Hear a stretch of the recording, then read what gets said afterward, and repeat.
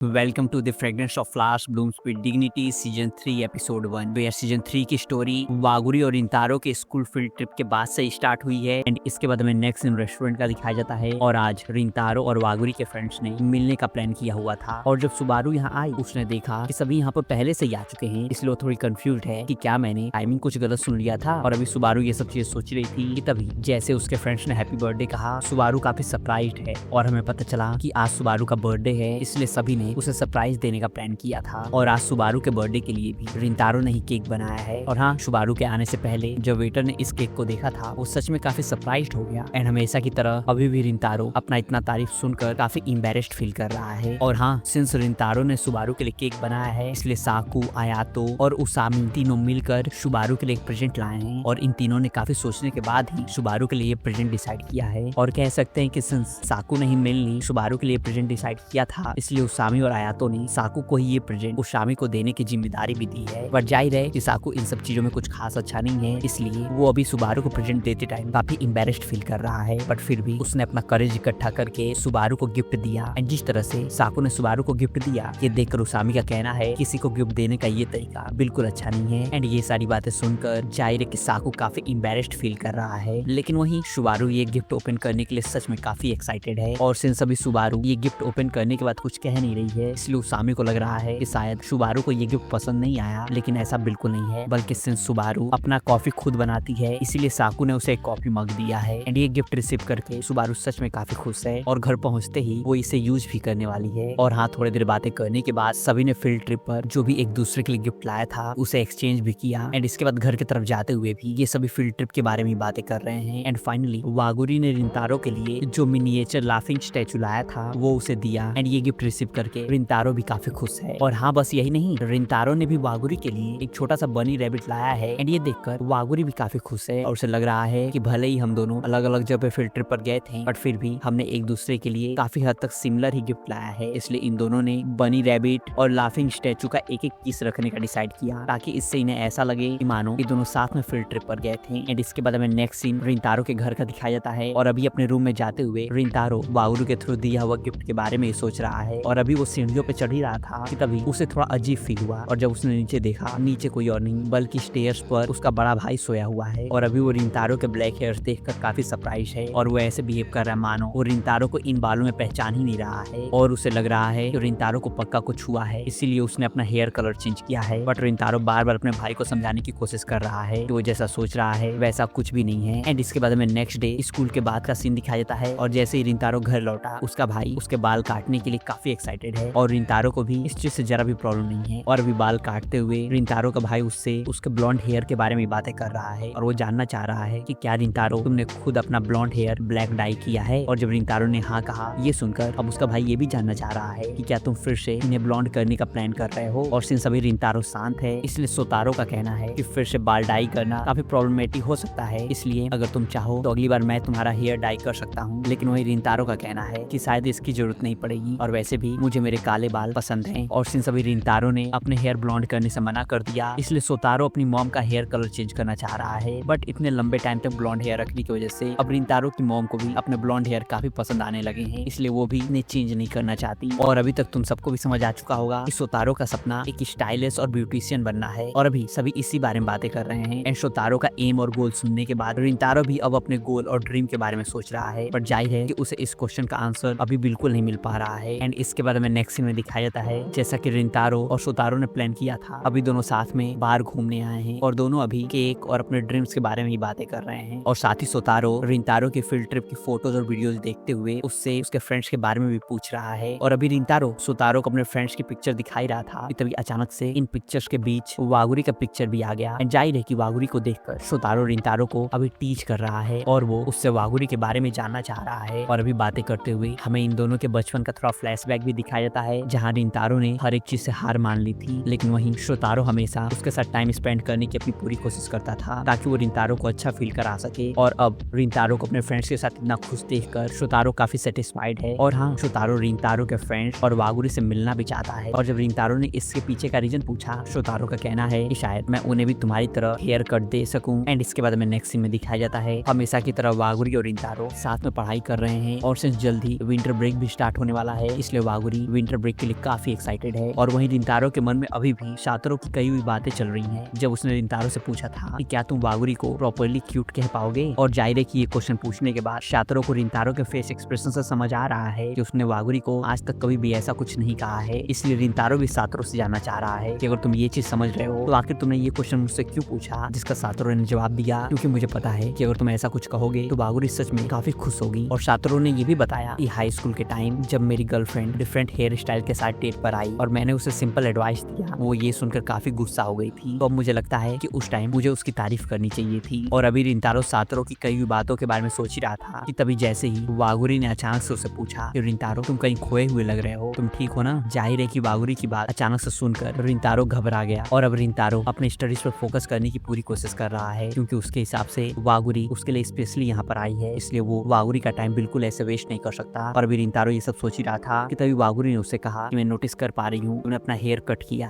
है ना। और सिंस हेयर कटिंग के बाद भी रिंतारो के हेयर्स में कुछ खास डिफरेंस नहीं आया है, इसलिए जैसे उसने कहा कि मेरे बाल पहले से कुछ खास चेंज नहीं है, तो आखिर तुमने ये चीज कैसे नोटिस किया, जिसका वागुरी ने जवाब दिया क्योंकि मैं हमेशा तुम्हें ही देखती रहती हूँ। और ये सुनते ही रिंतारो अब काफी एम्बेरेस्ड फील कर रहा है। और अभी ये कहते हुए वागुरी सच में रिंतारो को काफी क्यूट लग रही है, इसलिए वो सोच रहा है कि क्या ये चीज कहने का ये सही टाइम है। और अभी रिंतारो ये सब चीज सोच ही रहा था कि वहीं वागुरी उससे जानना चाह रही है कि तुमने अपना हेयर कट कहाँ से कराया है। और उसके पूछने पर रिंतारो ने बताया कि मेरा हेयर कट किसी और ने नहीं बल्कि मेरे भाई ने किया है। और ये सुनकर वागुरी काफी खुश है और उसका कहना है कि ये हेयर स्टाइल तुम पर काफी सूट करता है, इससे तुम काफी मैच्योर और हैंडसम लगते हो। और अपने बारे में ये सारी चीजें सुनकर रिंतारो काफी साई फील कर रहा है और थैंक यू कहते हुए वो ये भी सोच रहा है कि आखिर वागुरी ये सारी चीजें मेरे फेस पर कैसे कह सकती है। इसलिए रिंतारो को लग रहा है शायद अब मुझे भी वागुरी से कुछ कहना चाहिए। और हालांकि रिंतारो वागुरी की तारीफ करने की अपनी पूरी कोशिश कर रहा है, बट उसके लिए ये चीज सच में काफी एम्बेरेसिंग है और वो चाह कर भी अभी कुछ कह नहीं पा रहा है। और साथ ही रिंतारो के मन में ये भी चल रहा है कि कहीं ऐसा भी तो हो सकता है कि बार बार छोटी छोटी चीजों की तारीफ करने की वजह से मेरे इन तारीफ का वैल्यू खत्म हो जाए। और साथ ही रिंतारो को ये भी लग रहा है कि इसमें पूरी तरह से शातरो की गलती है, क्योंकि उसने ही मेरे मन में ये सारी अजीब चीजें डाली हैं। और अभी रिंतारो ये सब चीजें सोच ही रहा था, तभी वागुरी ने उससे पूछा कि क्या लड़कियों को लेकर तुम्हें कोई स्पेसिफिक हेयर स्टाइल पसंद है, क्योंकि अगर ऐसा है तो मैं नेक्स्ट टाइम वो हेयर स्टाइल जरूर ट्राई करूंगी। जिसका रिंतारो ने जवाब दिया कि कभी मैंने वीमेन के हेयर स्टाइल के बारे में सोचा ही नहीं, इसलिए मेरे लिए इस बारे में कुछ कह पाना शायद टफ है, लेकिन जब भी मैं तुम्हें देखता हूँ तुम हमेशा मुझे क्यूट ही लगती हो, इसलिए अगर नेक्स्ट टाइम तुमने अपना हेयर स्टाइल चेंज कर लिया तो फिर भी मैं शायद यही कहूंगा कि तुम हमेशा की तरह क्यूट ही लग रही हो। और शायद रिंतारो ने ये चीज एक्सपेक्ट नहीं की थी कि उसकी ये बात सुनकर वागुरी सच में काफी खुश हो जाएगी, क्योंकि जैसे ही रिंतारो ने वागुरी का ये हैप्पी फेस एक्सप्रेशन देखा वो काफी सरप्राइज्ड है और अब वागुरी उसे पहले से और ज्यादा क्यूट लग रही है। और वहीं हालांकि रिंतारो के लिए ये सारी चीजें कह पाना काफी टफ हो जा रहा है और वो काफी एम्बेरेस्ड भी फील कर रहा है, बट वागुरी की तारीफ करने के बाद वागुरी के फेस पर जो उसे स्माइल दिख रहा है वो रिंतारो को भी काफी अच्छा लग रहा है, इसलिए वो चाहता है कि वो वागुरी के बारे में ये सारी चीजें बिना किसी हेजिटेशन के कह पाए, ताकि उसे फिर से वागुरी के फेस पर एक क्यूट स्माइल देखने का मौका मिले। एंड इसके बाद हमें नेक्स्ट सीन में दिखाया जाता है रिंतारो घर जाते हुए रास्ते में यही सोच रहा है कि आखिर अगली बार वागुरी का हेयर स्टाइल कैसा होगा। और अभी वो ये सब चीजें सोचते हुए जा ही रहा था, तभी उससे एक लड़की टकरा गई और उसने जैसे ही रिंतारो का नाम लिया, ये सुनकर रिंतारो थोड़ा सरप्राइज्ड है और वो जानना चाह रहा है कि क्या मैं तुम्हें जानता हूँ। और शायद इस लड़की ने भी कुछ ऐसा ही एक्सपेक्ट किया था। एंड उसके पूछने पर इसने बताया कि मेरा नाम नाबाता है और हम दोनों सेम मिडिल स्कूल में थे एंड थर्ड ईयर के एग्जाम में हम दोनों आस पास ही बैठे थे। और ये सुनकर रिंतारो इस लड़की के बारे में याद करने की अपनी पूरी कोशिश कर रहा है, बट बार बार सोचने के बाद भी उसे कुछ भी याद नहीं आ रहा है। और ये सुनकर नाबाता ने मुस्कुराते हुए कहा कि मैं पहले के कंपैरिजन काफी चेंज हो चुकी हूँ, और हाँ मैं ये चीज तुम्हारे लिए भी कह सकती हूँ कि तुम भी पहले से काफी चेंज हो चुके हो। और ये चीज रिंतारो को भी पता है और वो इस चीज से काफी सरप्राइज भी है कि नाबाता ने उसे पहचान लिया, इसके बावजूद भी कि उसने अपना हेयर कलर अब चेंज भी कर दिया है। और शायद उसे कभी उम्मीद भी नहीं थी कि इस तरह से उसका कोई क्लासमेट उसे कभी बुलाएगा भी, इसलिए उसने नाबाता से पूछा कि क्या तुम्हें मुझसे कुछ चाहिए। और ये सुनते ही घबराते हुए नाबाता ने माफी मांगते हुए रिंतारो से कहा कि नहीं ऐसा कुछ भी नहीं है, बल्कि मुझे पुराने टाइम की याद आ गई, इसलिए मैंने तुमसे बात करने का सोचा। और ये कहने के बाद नाबाता रिंतारो को बाय कहते हुए वापस अपने घर आ गई, जिसके बाद हमें दिखाया जाता है नाबाता अपने बेड पर लेटे हुए ये सोचकर काफी एम्बेरेस्ड फील कर रही है कि उसने चीजें काफी खराब कर दी, और वो इस चीज से थोड़ी दुखी भी है कि रिंतारो को वो अब याद तक नहीं। और वहीं हमें रिंतारो और नाबाता के मिडिल स्कूल का सीन दिखाया जाता है, और मिडिल स्कूल में भी सिंस रिंतारो के हेयर ब्लॉन्ड थे और वो काफी लंबा भी था, इसलिए वो सबको काफी डरावना लगता था। और नाबाता ने मिडिल स्कूल में रिंतारो के बारे में अपने फ्रेंड्स और क्लासमेट से काफी अजीबोगरीब चीजें सुनी थी, इसलिए उसने ये भी डिसाइड किया था कि वो कभी भी रिंतारो के आसपास तक नहीं जाएगी। बट चीजें तब बदल गई जब एग्जाम के टाइम इन दोनों को एक दूसरे के अगल बगल बैठना पड़ा। और वहीं हालांकि रिंतारो बाकी सारे बच्चों की ही तरह वेदर के बारे में ही सोच रहा है, बट वहीं नाबाता के मन में चल रहा है कि आखिर अब अभी रिंतारो किस चीज के बारे में सोच रहा होगा। और अभी रिंतारो सच में काफी डरावना लग रहा है और वो प्रे कर रही है कि रिंतारो की नजर उस पर बिल्कुल न पड़े। और अभी नबाता ये सब चीज सोच ही रही थी कि तभी उसका इरेजर गिर गया। और सिंस अभी नबाता का इरेजर रिंतारो के टेबल के नीचे है, इसलिए जाहिर है कि वो उसे सिंपली उठा भी नहीं सकती। एंड जब ये चीज रिंतारो ने नोटिस किया और उसने नबाता की तरफ देखा, नबाता काफी डर गई। और अभी नबाता इन सब चीजों के बारे में सोच ही रही थी कि क्लास में इन दोनों को साथ में देखकर कुछ अजीब चीजें न सोचे कि तभी रिंतारो ने उसका इरेजर देते हुए एक पेज पर सॉरी लिखकर भी उसे दिया। एंड ये देखकर नबाता सोच रही है कि आखिर रिंतारो मुझसे माफी क्यों मांग रहा है।